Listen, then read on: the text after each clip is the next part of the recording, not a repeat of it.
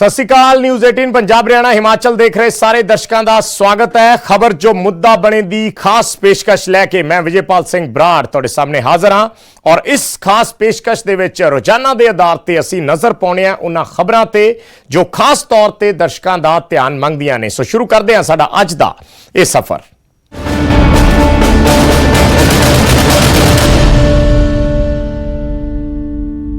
खबर ਸਿੰਘੂ ਬਾਰਡਰ ਤੋਂ ਹੈ ਜਿੱਥੇ ਉਸ ਵੇਲੇ ਤਣਾਅ ਵਾਲੀ ਸਥਿਤੀ ਪੈਦਾ ਹੋ ਗਈ ਜਦੋਂ ਆਲੇ ਦੁਆਲੇ ਦੇ ਪਿੰਡਾਂ ਦੇ ਲੋਕਾਂ ਨੇ ਨੈਸ਼ਨਲ ਹਾਈਵੇ ਤੋਂ ਇੱਕ ਰਾਹ ਖੁਲਵਾਉਣ ਦੇ ਲਈ ਪੈਦਲ ਮਾਰਚ ਕੱਢ ਦਿੱਤਾ, ਪਰ ਪੁਲਿਸ ਦੀ ਸੂਝ-ਬੂਝ ਦੇ ਨਾਲ ਇਹ ਟਕਰਾਅ ਹੋਣੋਂ ਬਚ ਗਿਆ। ਪਰ ਪਿੰਡਾਂ ਦੇ ਲੋਕਾਂ ਨੇ ਇੱਕ ਹਫ਼ਤੇ ਦਾ ਅਲਟੀਮੇਟਮ ਦਿੱਤਾ ਅਤੇ ਚੇਤਾਵਨੀ ਦਿੱਤੀ ਹੈ ਕਿ ਜੇ ਹਾਈਵੇ ਦਾ ਇੱਕ ਰਾਹ ਨਾ ਖੋਲਿਆ ਗਿਆ ਤਾਂ ਪਿੰਡਾਂ ਦੇ ਰਾਹ ਵੀ ਬਲੌਕ ਕਰ ਦਿੱਤੇ ਜਾਣਗੇ। ਪਰ ਉਧਰ ਕਿਸਾਨ ਜਥੇਬੰਦੀਆਂ ਨੇ ਇਸ ਨੂੰ ਭਾਜਪਾ ਦੀ ਸਾਜ਼ਿਸ਼ ਕਰਾਰ ਦਿੱਤਾ ਹੈ। ਪੂਰੀ ਰਿਪੋਰਟ ਦਿਖਾਉਣੇ ਆ।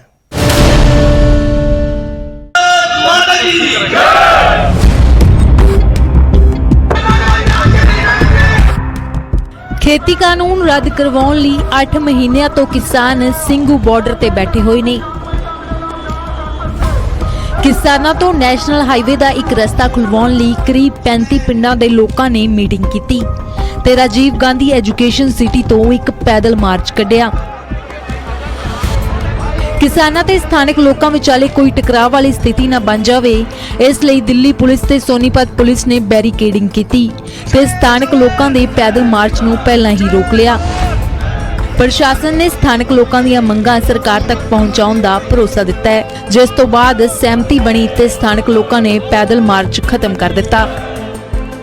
स्थानिक लोग किसानां नाल गल करन लई तैयार ने ते नाल ही एक हफ्ते दा अल्टीमेटम दिता है कि जे मंगां ना मन्नियां गईयां तां पिंडां दे राह भी रोक दिते जाणगे। यहाँ 8 महीने हो गए, 8 महीने में 80% आदमी बेरोजगार हो चुके हैं और ये हम कब तक रहेंगे यहाँ। पहले भी हम बता चुके हैं ये इस एरिया का आदमी ठंडा जरूर है लेकिन कमजोर नहीं है।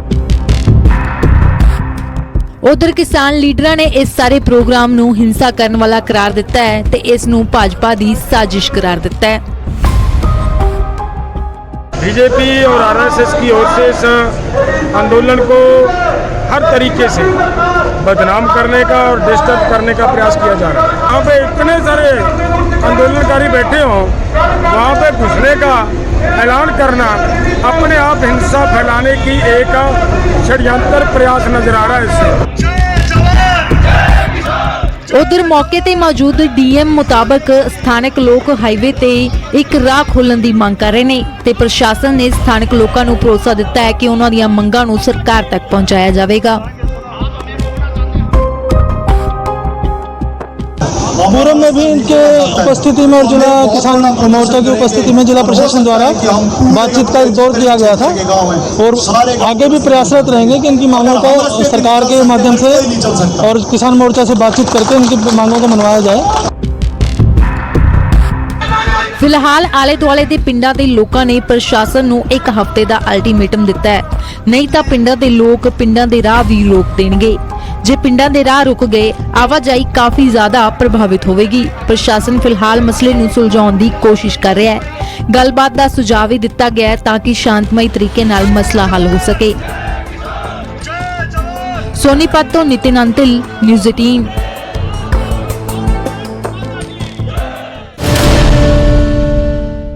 ਤੇ ਹੁਣ ਰੁਕ ਕਰਦੇ ਹਾਂ ਨਾਭਾ ਦਾ ਜਿੱਥੇ ਗੁੰਡਾਗਰਦੀ ਦਾ ਨੰਗਾ ਨਾਚ ਖੇਡਿਆ ਗਿਆ। ਕੁਝ ਬਦਮਾਸ਼ਾਂ ਨੇ ਇੱਕ ਨੌਜਵਾਨ ਤੇ ਕਈ ਗੋਲੀਆਂ ਚਲਾਈਆਂ। ਵਾਰਦਾਤ 'ਚ ਜ਼ਖਮੀ ਹੋਏ ਨੌਜਵਾਨ ਨੂੰ ਹਸਪਤਾਲ ਦਾਖਲ ਕਰਵਾਇਆ ਗਿਆ। ਪੂਰੀ ਰਿਪੋਰਟ ਦੇਖੋ।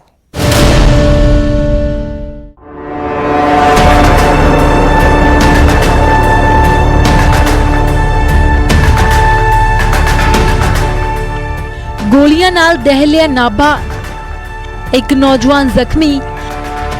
सीसीटीवी च कैद घटना। तस्वीरां नाभा दियां ने जिथे दिल दहला देण दी घटना वापरी। कानून नूं छिक्के टंगन दा मामला सामने आया। दरअसल कुछ बदमाशां ने शरेआम गुंडागर्दी कीती ते एक नौजवान ते ताबड़तोड़ गोलियां चला दित्तियां।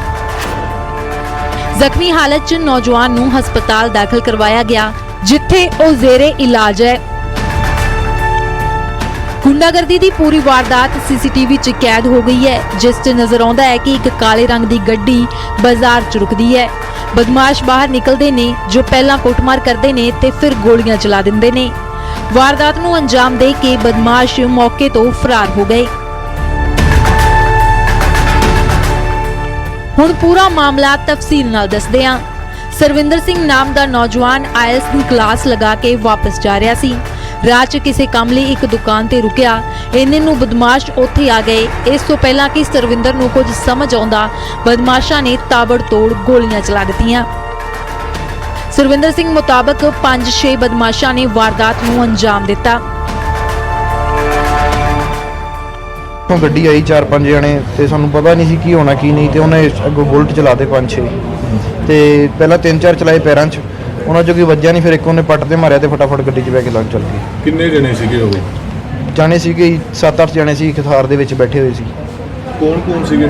ਮੇਰੇ 2-3 ਨਾਮ ਤੋਂ ਯਾਦ ਨੇ। ਪੋਲੋ ਸੀਗਾ ਜੀ, ਇੱਕ ਰਵੀ ਸੀ, ਇੱਕ ਬਾਕੀ ਮੇਰੇ ਨਾਮ ਨਹੀਂ ਯਾਦ ਚੰਗੀ ਤਰ੍ਹਾਂ ਹੀ ਉਹਨਾਂ ਦੇ। ਬਾਕੀ ਇਹਨਾਂ ਦਾ ਮੈਨੂੰ ਪਤਾ ਇੱਕ ਕਮਲ ਲਾਹੌਰ ਵਾਲਾ ਸੀਗਾ ਮੁੰਡਾ, ਕਮਲ ਸੀ। ਤੁਹਾਡੇ ਕਿੱਥੇ ਲੱਗੀ ਗੋਲੀ?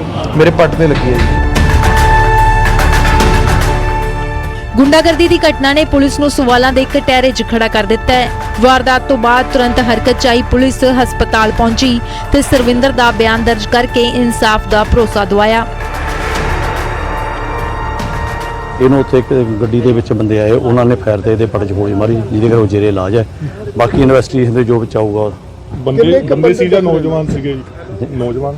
ਉਹ ਤਾਂ ਹੁਣ ਤੋਂ ਪਤਾ ਲੱਗੂਗਾ ਉਹਦੀ ਇਨਵੈਸਟੀਗੇਸ਼ਨ ਦੇ ਵਿੱਚ ਕਿੰਨੇ ਬੰਦੇ ਸੀ। ਉਹਦੇ ਕਹਿਣ ਵਾਲਾ ਵੀ 5-6 ਜਣੇ ਸੀ। ਕਿੰਨੇ ਰਾਉਂਡ ਫਾਇਰ ਹੋਏ ਨੇ ਵੀਰੇ? ਇਹਦੇ ਬਾਰੇ ਤਫਤੀਸ਼ ਦੇ ਵਿੱਚ ਪਤਾ ਲੱਗੂਗਾ ਕਿੰਨੇ ਫਾਇਰ ਹੋਏ ਨੇ। ਉਹਦੇ ਪੱਟ ਦੇ ਵਿੱਚ ਗੋਲੀ ਲੱਗੀ, ਉਹ ਜਿਹੜਾ ਰੈਫਰ ਕਰ ਦਿੱਤਾ ਪਟਿਆਲੇ ਨੂੰ।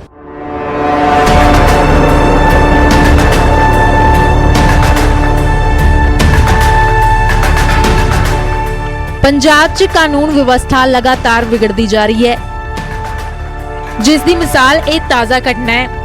ਖੈਰ, ਮੁਲਜ਼ਮ ਛੇਤੀ ਹੀ ਕਾਨੂੰਨ ਦੇ ਲੰਬੇ ਹੱਥਾਂ 'ਚ ਹੋਣਗੇ, ਪਰ ਫਿਲਹਾਲ ਗੋਲੀਬਾਰੀ ਦੀ ਘਟਨਾ ਨੇ ਲੋਕਾਂ 'ਚ ਦਹਿਸ਼ਤ ਪੈਦਾ ਕਰ ਦਿੱਤੀ ਹੈ। ਨਾਭਾ ਤੋਂ ਭੁਪਿੰਦਰ ਸਿੰਘ, ਨਿਊਜ਼ 18।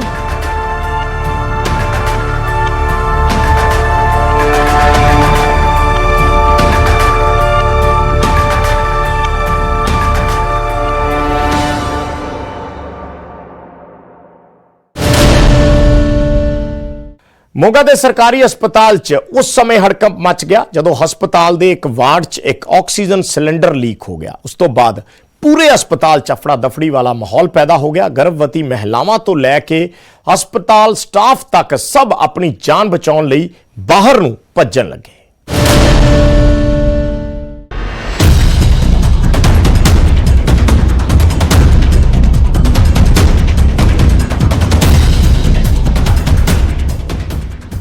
ਜ਼ਬਰਦਸਤ ਹਫੜਾ ਦਫੜੀ ਵਾਲੀਆਂ ਇਹ ਤਸਵੀਰਾਂ ਮੋਗਾ ਦੇ ਸਰਕਾਰੀ ਹਸਪਤਾਲ ਦੀਆਂ ਨੇ।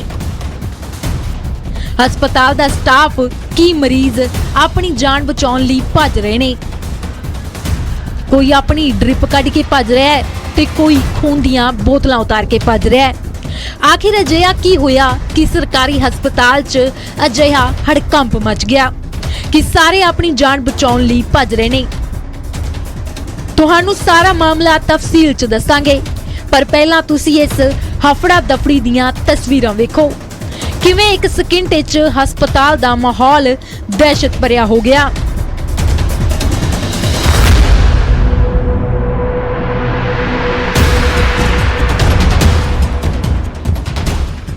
दरअसल इस सरकारी हस्पताल दे जच्चा बच्चा वार्ड च ऑक्सीजन सिलेंडर लीक हो गया, जिस तो बाद अजिही दहशत भरिया माहौल बनिया ते सारे लोग बाहर नूं भज्जण लगे। स्ट्रक्चरां ते पए मरीज ते गर्भवती महिलावां भी इक्को दम बाहर नूं भज्जण लगियां। इसे हफड़ा दफड़ी च कुछ मरीजां दा फर्श ते भी खून डिग गया।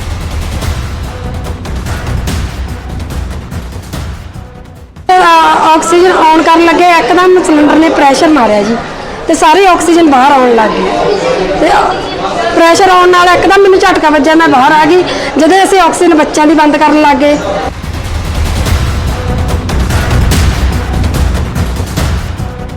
इस पूरे हफड़ा दफड़ी तो बाद गनीमत ये रही कि किसी का कोई जानी नुकसान नहीं होया।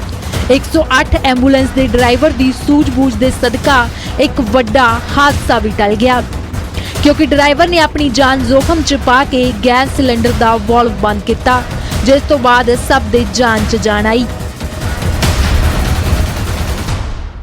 पता लगे कि ऑक्सीजन सिलेंडर लीक सी बच्चों की वार्ड से मतलब पता लगने के कारण फिर आन के बंद कर दिता जी मैं। परमात्मा ने चलो नुकसान बचा लिया जो भी।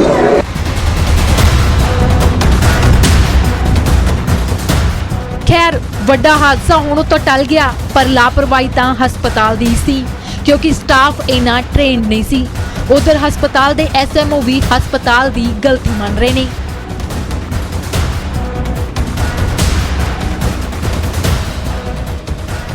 ਸਿਲੰਡਰ ਆਪਰੇਟਰ ਜੀ ਪਹਿਲਾਂ ਭਾਵੇਂ ਪੋਸਟ ਹੋਵੇ, ਹੁਣ ਮੇਰੀ ਨੌਲੇਜ ਇਸ ਟਾਈਮ ਤੱਕ ਕੋਈ ਪੋਸਟ ਨਹੀਂ ਹੈ ਸਿਲੰਡਰ ਆਪਰੇਟਰ। ਪਰ ਅੱਜ ਦੇ ਇਹ ਸਿੱਖਿਆ ਤੋਂ ਬਾਅਦ ਇਹ ਲੱਗਦਾ ਵੀ ਸਿਲੰਡਰ ਆਪਰੇਟਰ ਲਈ ਅਸੀਂ ਇਸ ਲਈ ਟੈਕਨੀਕਲੀ ਬੰਦਾ ਰੱਖਾਂਗੇ।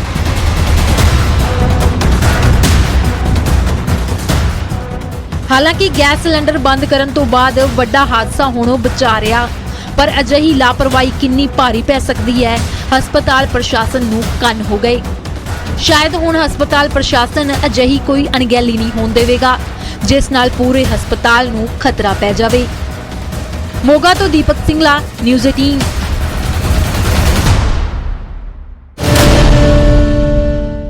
ਖਬਰ ਪਾਇਲ ਤੋਂ ਹੈ, ਜਿੱਥੇ ਨਜਾਇਜ਼ ਲਾਟਰੀ ਦੇ ਨਾਂ ਤੇ ਗਰੀਬ ਲੋਕਾਂ ਦੀ ਲੁੱਟ ਕੀਤੀ ਜਾ ਰਹੀ ਹੈ। ਗਰੀਬਾਂ ਨੂੰ 10 ਰੁਪਏ ਦੇ ਬਦਲੇ 90 ਰੁਪਏ ਦਾ ਲਾਲਚ ਦਿੱਤਾ ਜਾ ਰਿਹਾ, ਪਰ ਇਸ ਪੂਰੇ ਮਾਮਲੇ ਦਾ ਨਾ ਤਾਂ ਪ੍ਰਸ਼ਾਸਨ ਨੂੰ ਪਤਾ ਹੈ ਤੇ ਨਾ ਹੀ ਪੁਲਿਸ ਨੂੰ।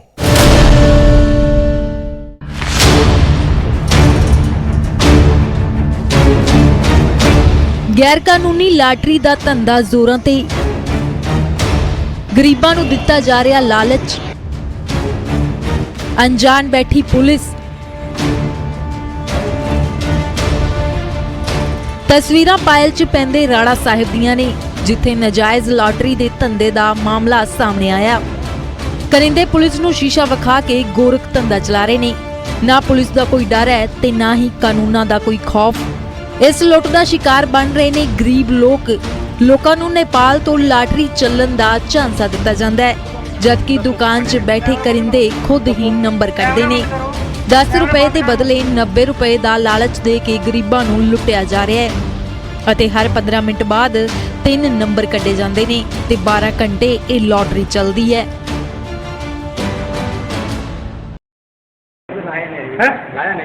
कितने बजे निकलता नंबर? 15 मिनट बाद कैसे निकल देगी? कितनी लॉटरी लगाई थी? हाँ जी। कितने की लगाई? 50 10 के लौंडे जी। अच्छा, कितने पैसे मिलते हैं? हाँ जी। कितने पैसे तो कितनी मिलते हैं? 10 के 90 है। 10 के 90 10 के 90। ਇਸ ਮੁੱਦੇ ਨੂੰ ਲੈ ਕੇ ਪਾਇਲ ਤੋਂ ਸਮਾਜ ਸੇਵੀ ਗੁਰਦੀਪ ਸਿੰਘ ਨੇ ਸਰਕਾਰ ਤੇ ਪ੍ਰਸ਼ਾਸਨ ਤੇ ਸਵਾਲ ਚੁੱਕੇ ਨੇ ਤੇ ਕਿਹਾ ਹੈ ਕਿ ਕਾਂਗਰਸ ਸਰਕਾਰ ਨੇ ਨਸ਼ਾ ਤਾਂ ਕੀ ਦੂਰ ਕਰਨਾ ਸੀ, ਉਲਟਾ ਕਾਂਗਰਸ ਦੇ ਰਾਜ 'ਚ ਨਜਾਇਜ਼ ਲਾਟਰੀ ਦਾ ਧੰਦਾ ਸ਼ਰੇਆਮ ਹੋ ਗਿਆ ਹੈ। ਉਹਨਾਂ ਪੁਲਿਸ ਪ੍ਰਸ਼ਾਸਨ ਨੂੰ ਵੀ ਘੇਰਿਆ ਤੇ ਪੁਲਿਸ ਵੱਲੋਂ ਇਸ ਮੁੱਦੇ ਤੇ ਅੱਖਾਂ ਬੰਦ ਕਰਨ ਦੇ ਇਲਜ਼ਾਮ ਵੀ ਲਗਾਏ। ਲਾਟਰੀਆਂ ਦਾ ਜੀ ਜਦ ਦੀ ਕਾਂਗਰਸ ਸਰਕਾਰ ਬਣੀ ਹੈ ਪੰਜਾਬ ਦੇ ਵਿੱਚ ਪੂਰੇ ਦੇ ਵਿੱਚ ਦੜਾ ਸੱਟਾ ਪੈਲ ਆ ਜਿਹੜਾ ਸਾਡਾ ਹੱਬ ਬਣ ਚੁੱਕਿਆ ਵੀ ਜਿਹੜੀ ਸੱਤਾਧਾਰੀ ਪਾਰਟੀ ਹੈ ਉਹਦੀ ਸਹਿ ਦੇ ਉੱਤੇ ਗਲੀ ਗਲੀ ਮਹੱਲੇ ਮਹੱਲੇ ਨਸ਼ਾ ਤਾਂ ਵੇਚ ਰਿਹਾ ਸੀ, ਹੁਣ ਲਾਟਰੀ ਦਾ ਕਾਰੋਬਾਰ ਵੀ ਪੂਰੇ ਜ਼ੋਰਾਂ ਤੇ ਚੱਲ ਰਿਹਾ। ਇਸ ਮਾਮਲੇ ਦੀ ਕਾਨੂੰਨ ਦੇ ਰਖਵਾਲਿਆਂ ਨੂੰ ਕੋਈ ਸੂਚਨਾ ਹੀ ਨਹੀਂ। ਪੁਲਿਸ ਨੇ ਇਸ ਮਾਮਲੇ ਤੋਂ ਅਣਜਾਣਤਾ ਜਤਾਈ ਤੇ ਕਿਹਾ ਕਿ ਪਹਿਲਾਂ ਕਈਆਂ ਦੇ ਖਿਲਾਫ ਕਾਰਵਾਈ ਕੀਤੀ ਗਈ ਸੀ। ਹੁਣ ਇਹ ਮਾਮਲਾ ਸਾਹਮਣੇ ਆਉਣ ਤੇ ਪੁਲਿਸ ਨੇ ਕਾਰਵਾਈ ਕਰਨ ਦੀ ਗੱਲ ਆਖੀ ਹੈ। ਅਸੀਂ ਤਾਂ ਪਹਿਲਾਂ ਤਰਸੇ ਇੱਕ ਦੋ ਦਿੱਤੇ ਸੀਗੇ, ਹੁਣ ਸਾਰਾ ਕੁਝ ਬੰਦ ਸੀ। ਅੱਜ ਤੁਸੀਂ ਮੈਨੂੰ ਪੁੱਛਿਆ ਤਾਂ ਮੈਂ ਚੈੱਕ ਕਰਾ ਲੈਣਾ। ਅਜੇ ਚੈੱਕ ਕਰਾ ਕੇ ਜੇ ਕੋਈ ਹੋਈ ਤਾਂ ਕਾਨੂੰਨੀ ਕਾਰਵਾਈ ਅਮਲ 'ਚ ਲਿਆਵਾਂਗੇ। ਇਹ ਮਾਮਲਾ ਲੋਕਾਂ ਦੀ ਲੁੱਟ ਦਾ ਤਾਂ ਹੈ ਹੀ, ਪਰ ਨਾਲ ਹੀ ਪ੍ਰਸ਼ਾਸਨਿਕ ਅਧਿਕਾਰੀਆਂ ਤੇ ਪੁਲਿਸ ਨੂੰ ਵੀ ਸਵਾਲਾਂ ਦੇ ਕਟਹਿਰੇ 'ਚ ਖੜਾ ਕਰਦਾ ਹੈ ਕਿ ਪੁਲਿਸ ਨੂੰ ਅਸਲ 'ਚ ਨਾਜਾਇਜ਼ ਲਾਟਰੀ ਬਾਰੇ ਨਹੀਂ ਪਤਾ ਜਾਂ ਫਿਰ ਮਾਜਰਾ ਕੁਝ ਹੋ ਰਹੀ ਹੈ। ਪਾਇਲ ਤੋਂ ਗੁਰਦੀਪ ਸਿੰਘ, ਨਿਊਜ਼ 18। कैमरा बंद करो, कैमरा बंद करो।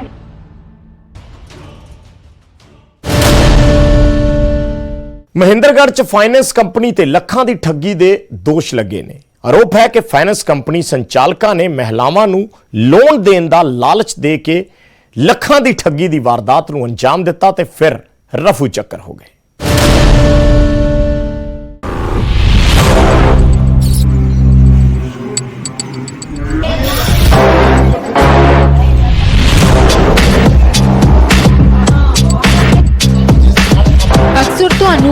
ਲੋਨ ਦੇ ਲਈ ਫੋਨ ਆਉਂਦੇ ਹੋਣਗੇ, ਫਾਈਨਾਂਸ ਦੇ ਲਈ ਫੋਨ ਆਉਂਦੇ ਹੋਣਗੇ ਅਤੇ ਕਦੇ-ਕਦੇ ਤਾਂ ਫਾਈਨਾਂਸ ਕੰਪਨੀ ਦੇ ਏਜੰਟ ਘਰ ਤੱਕ ਜਾਂ ਤੁਹਾਡੇ ਆਫਿਸ ਤੱਕ ਪਹੁੰਚ ਜਾਂਦੇ ਨੇ ਅਤੇ ਤੁਹਾਨੂੰ ਲੋਨ ਦੀ ਸਕੀਮ ਸਮਝਾਉਂਦੇ ਨੇ। ਪਰ ਅਗਰ ਤੁਹਾਡੇ ਕੋਲ ਵੀ ਕੋਈ ਅਜਿਹਾ ਵਿਅਕਤੀ ਆ ਰਿਹਾ ਹੈ ਤਾਂ ਸਾਵਧਾਨ ਹੋ ਜਾਓ, ਕਿਉਂਕਿ ਮਹਿੰਦਰਗੜ੍ਹ 'ਚ ਫਾਈਨਾਂਸ ਕੰਪਨੀ ਚਾਲਕਾਂ ਤੇ ਮਹਿਲਾਵਾਂ ਦੇ ਨਾਲ ਲੱਖਾਂ ਦੀ ਠੱਗੀ ਦਾ ਇਲਜ਼ਾਮ ਲੱਗਿਆ ਹੈ।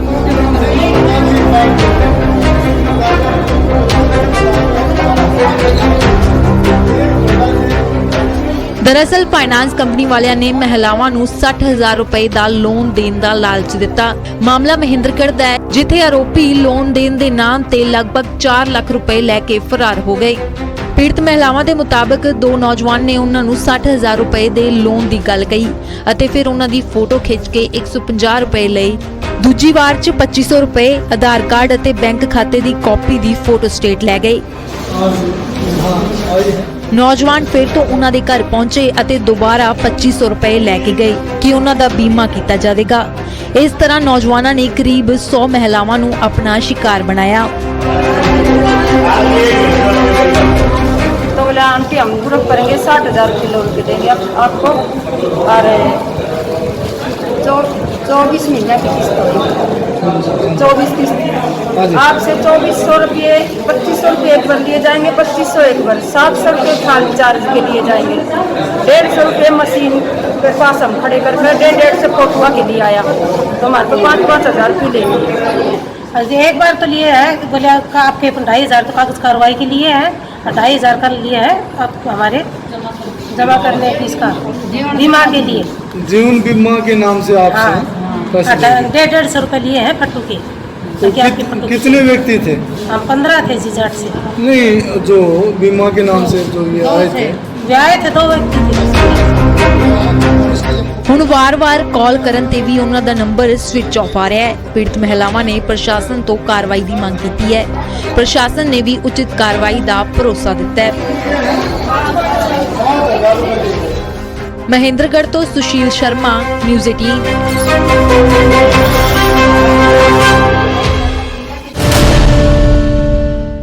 ਖੰਨਾ ਦੇ ਵਿੱਚ ਬੇਖੌਫ ਲੁਟੇਰਿਆਂ ਦੀ ਦਹਿਸ਼ਤ ਹੈ। देर रात फिर पेट्रोल पंप ते लुੱਟ ਦੀ ਘਟਨਾ ਸਾਹਮਣੇ ਆਈ। ਹਥਿਆਰਾਂ ਨਾਲ ਲੈਸ ਬਦਮਾਸ਼ਾਂ ਨੇ ਪੰਪ ਦੇ ਮੁਲਾਜ਼ਮਾਂ ਨੂੰ ਬੰਦੀ ਬਣਾ ਕੇ ਇਸ ਵਾਰਦਾਤ ਨੂੰ ਅੰਜਾਮ ਦਿੱਤਾ।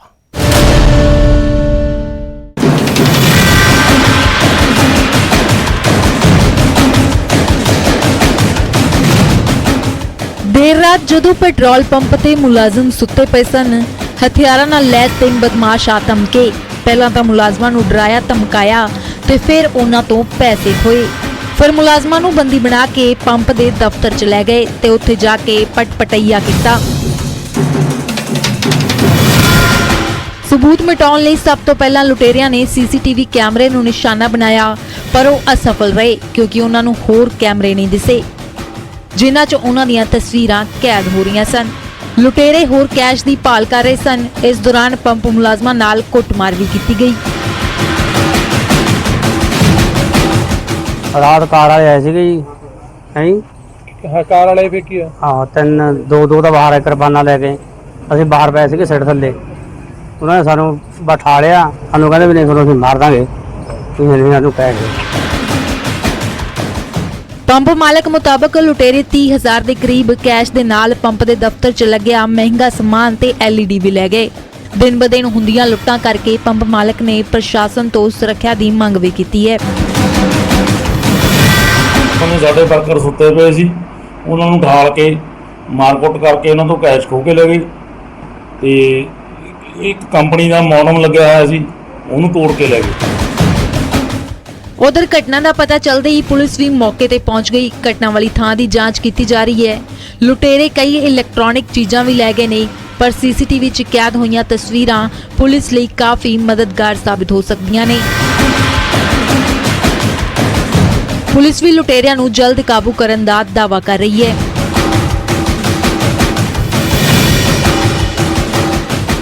ਇਹਦੇ ਸੁੱਤੇ ਪਿਆ ਸੀ ਇਹ ਬੰਦੇ ਜਿਹੜੇ ਇਹਨਾਂ ਨੂੰ ਨਾ ਉਠਾਇਆ ਤੇ ਇਹਨਾਂ ਦੇ ਅੰਦਰ ਜਿਹੜਾ ਗੰਦੇ ਦੇ ਵਿੱਚੋਂ ਪੈਸੇ ਲੈ ਗਏ ਤੇ LED ਵਗੈਰਾ ਲਾ ਕੇ ਲੈ ਗਏ ਤੇ ਜਿਹੜੀ ਇਹਨਾਂ ਦੀ ਫੁਟੇਜ ਵਗੈਰਾ ਲੈ ਲਈ ਆ ਤੇ ਜਿਹੜਾ ਇਹਦਾ ਕਾਨੂੰਨੀ ਕਾਰਵਾਈ ਜੀ ਕੀਤੀ ਜਾ ਰਹੀ ਹੈ। ਮੁਕੱਦਮਾ ਦਰਜ ਕਰਕੇ ਬੰਦੇ ਅਰੈਸਟ ਹੋ ਜਾਣ, ਜਲਦੀ ਤੋਂ ਜਲਦੀ ਫੜ ਲਵਾਂਗੇ।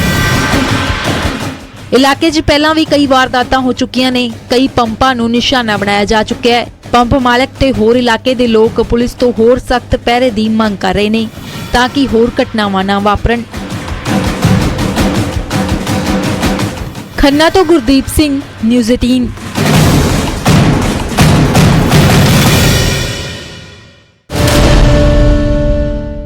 ਤੇ ਖਬਰ ਜੋ ਮੁੱਦਾ ਬਣੇ ਦੀ ਇਸ ਖਾਸ ਪੇਸ਼ਕਸ਼ 'ਚ ਫਿਲਹਾਲ ਇੰਨਾ ਹੀ। ਮੈਨੂੰ ਦਿਓ ਇਜਾਜ਼ਤ। ਧੰਨਵਾਦ।